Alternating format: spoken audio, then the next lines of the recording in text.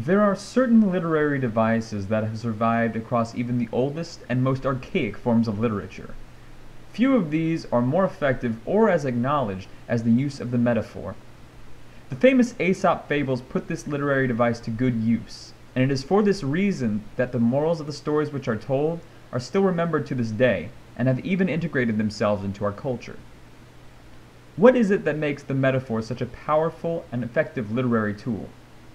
Is it that their use is designed to stick in our minds?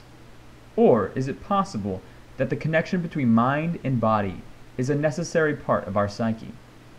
First, let us determine what it is that a metaphor is.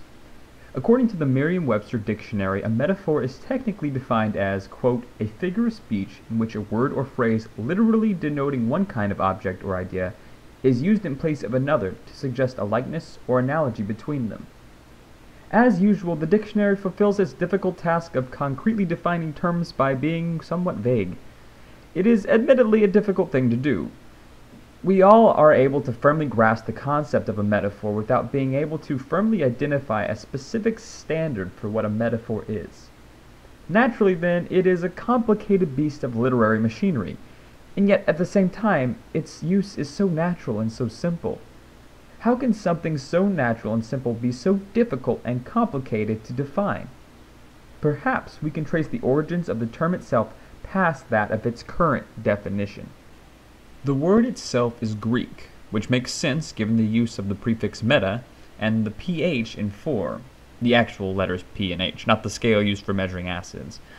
According to the Strong's Exhaustive Concordance, appropriately named as trying to actually search for Greek word origins, and it is rather exhausting, the word metaphor comes from two words. The first word is the prefix meta, which we mentioned earlier. According to Strong's, the prefix could mean a good number of things. However, it mostly relates to the buffer between one entity to another. In other words, meta is the place in between. The second part comes from the word phero, which means to bear or to carry across. When put together, the word metaphor quite literally means to carry across the space in between, which seems to add a whole new interesting but very understandable dynamic to the way we know and use metaphors. So what in-between space are we carrying them across? Well, hold on there, almighty philosopher, we'll get to that. But let's not start with the space in between yet. To use a metaphor for describing metaphors, oh my goodness, metaphorception, we have to think about the space in between as being between two platforms, and a metaphor as the bridge by which things are carried across. That means that in order to determine where this bridge is, we have to determine what two platforms the bridge is being built across. In order to determine that, let us first examine a well-known metaphor, or a group of metaphors, the famous Aesop fables. The fables, while each unique in the stories they tell, follow a particular format. Each gives a story of a physical altercation, conflict, or other natural reaction of a real-world experience. Regardless of the character, the story has some aspect of being ordinary, like a shipwrecked sailor, a man out on a walk, or a hard-working ant. Then the story incorporates something that's extraordinary, such as the ocean responding to the shipwrecked sailor, a rivalry between the north wind and the sun, and the ability of the ant to talk to a beetle. The story then concludes, and the narrator tells us directly the lesson that is intended to be taken from the story. These lessons are meant to make a mental impact on the reader, and are intended to utilize the physical aspect of the fictional story to affect the mindset of the real-world reader. Thus, we can conclude that the bridge is being built between the planes of physical possibility and mental and emotional reality.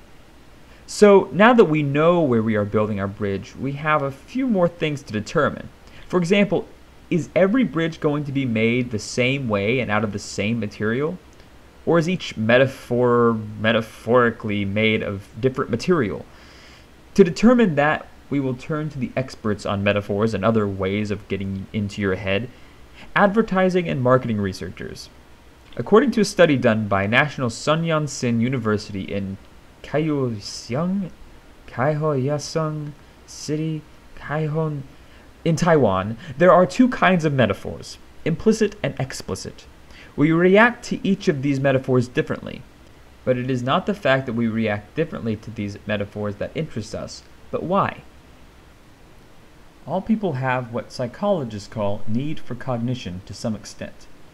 Essentially, need for cognition, or NFC, is a person's need to perform effortful cognitive ability or deep thought. For some, this trait is very prevalent, while with others, this trait is sparse at best. Those with high NFC are more likely to react to a metaphor, whether implicit, that is a subtle metaphor, or a metaphor made passively, or explicit, an openly made metaphor that is made actively.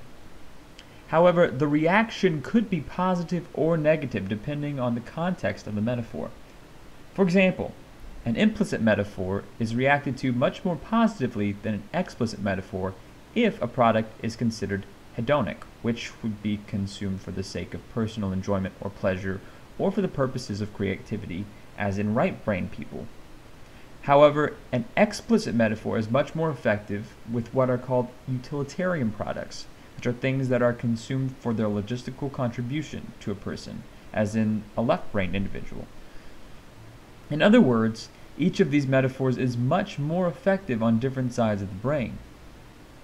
Of course, this should be of no surprise to us, as we see these different kinds of metaphors almost every day, whether in the workplace, at school, or even with our friends and peers. Metaphors are used differently to accomplish different goals. Have you considered how radically different the uses and effects of metaphors can be? Think about this. Synthetic 1 is the name for a systematic approach to teach children how to write poetry in prose developed at James Madison University. The strategy is designed to improve speech, conceptualization, and problem-solving skills. The focus of the strategy? The use of metaphors. Now, going from grade school classroom to the world of industry, if you've ever been to London, then you are well aware of the incredible architecture and design that has gone into shaping and developing the city. According to research done at King's College in London, the ability by geographers and architects to maintain continuity, functionality, and design in a city is through the use of metaphors. By keeping particular metaphors in mind, geographers and architects can maintain sight of the bigger picture when designing and building a city. So what does that mean for Aesop's fables? Are they only effective for certain people because they are a certain kind of metaphor? No, not quite. As a matter of fact, metaphors like that of Aesop's fables and other folk tales affect our whole minds in ways we likely do not even notice or understand. But would you believe that stories like this can actually be therapeutic? A study done by Covenant University in Ota, Nigeria, discovered an interesting cultural phenomenon. Apparently, when people in Africa are suffering loss or hard times, others will come to them, not to offer them physical gifts, but to tell those people stories about what they are going through, and folk tales related to the struggles they are facing. The study found that this was actually a very effective means of helping others cope. You see, we as people naturally look for the connections between a story we hear and the story of our lives. We do this in order to gain some kind of deeper understanding of our own personal experience in an effort to achieve a higher form of living. Whoa there, am I getting too zen for you? Well, hold on to your yoga mats, because I'm about to blow your metaphorical mind. Now we have to start working in the realms of philosophy. Think about what we have already said about Aesop's fables, and how they connect the planes of physical possibility and mental reality. Theoretically, due to the substantive differences between the two planes, a connection should not be possible. Try to follow me here, because this is going to get a little abstract. Metaphors are effective because they take physical ideas and apply them to further abstract thinking. However, how can physicality grow, or even affect for that matter, the stream of consciousness, truth, or meaningful thoughts that exist only in collective abstract thought? Well, in an article written by Chris Hackett at Australian Catholic University, a proposition is made that brings the use of metaphor to an entirely new level. He proposes that a metaphor is effective because it is necessary. He points out that metaphor is the only way to bring holistic actualization to our collective existence. What does that mean? It means that metaphors, by definition, connect those faceted parts of our being, like our body, our thoughts, our experiences, and the like, and that we can only truly reach self-actualization if we can somehow reach actualization in all aspects of ourselves simultaneously. That is what we are attempting to do when we develop metaphors, and that is what authors such as Aesop are helping us to achieve through shared experience.